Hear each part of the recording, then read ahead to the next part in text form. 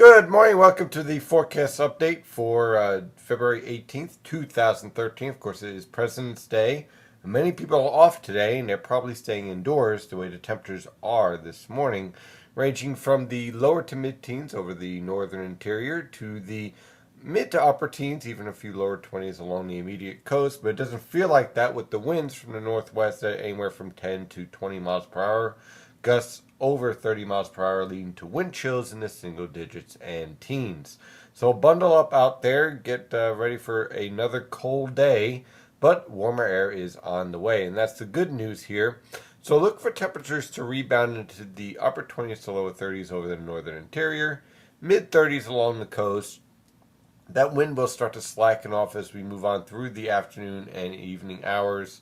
Look for winds to shift to the west and range anywhere from 5 to 15 miles per hour. So warmer conditions are on the way. Taking a look at our radar, you can see there really isn't much out there. It's a nice, dry, comfortable, well, not comfortable, but certainly dry day throughout the northern mid-Atlantic with clear skies in place. You can see on the infrared satellite picture, first, there's our miss. There's our blizzard up here in Nova Scotia. This storm really blew up over the Atlantic and literally just missed the coast. Literally, there was heavy precipitation, heavy snow right off the New Jersey coast, clipped portions of Long Island, and really just obliterated portions of Maine, and now moving into the Canadian Maritimes.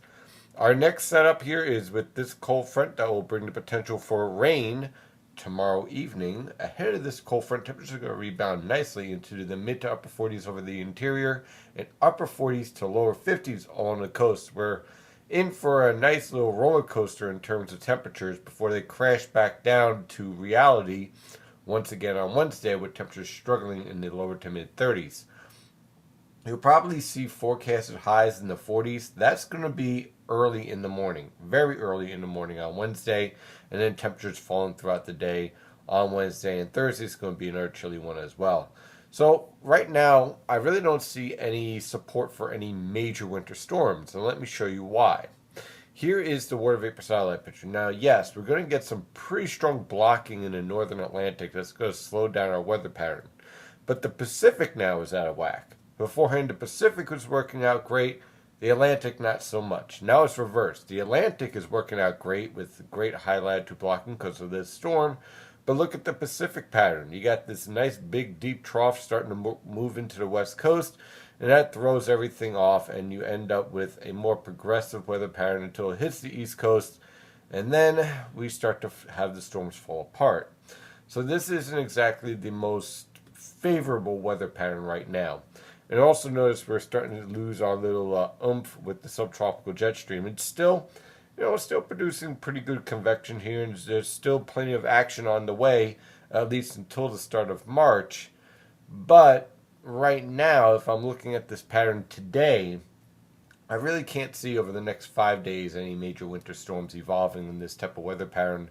It just isn't supportive right now. And let's take a look at the European model guidance. Of course, you can get this model guidance at the Penn State EWOL website, an excellent website for your model needs. Now, here we are for the start of last evening, okay?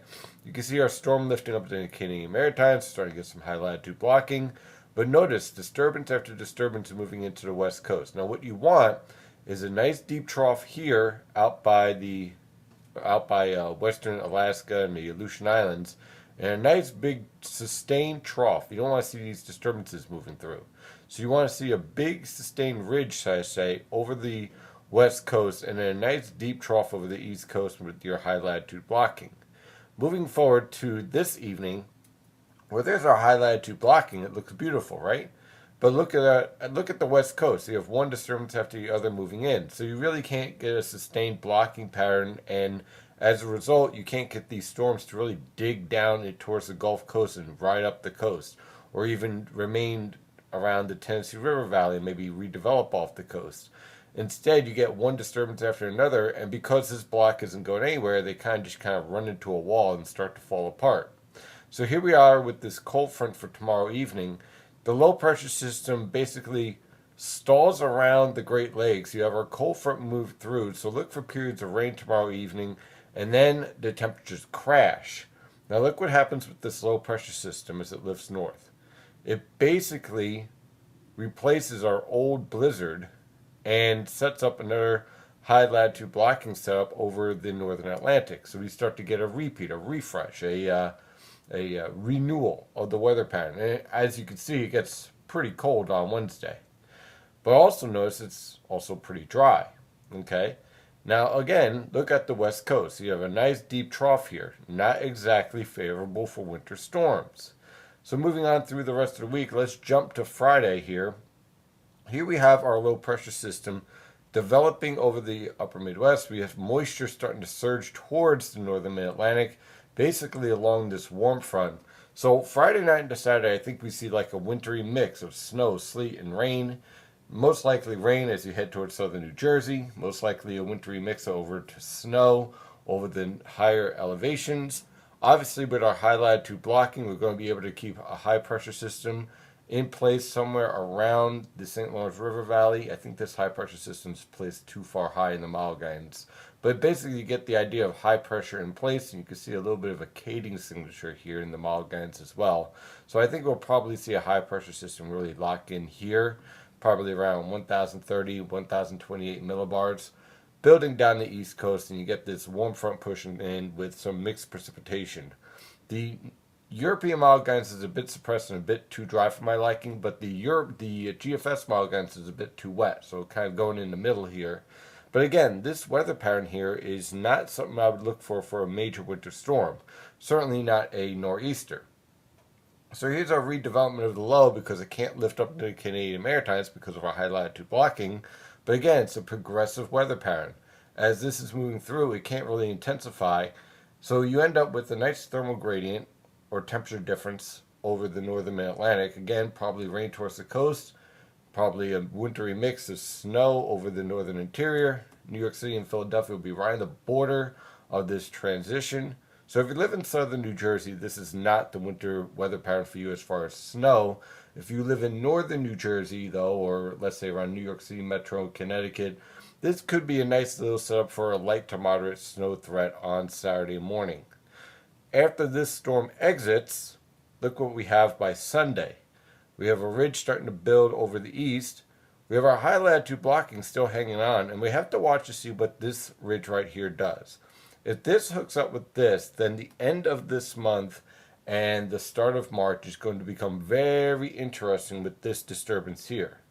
But this has to hook up with this, okay, to create a nice big ridge over the west to help lock in a trough and keep the high latitude blocking in place.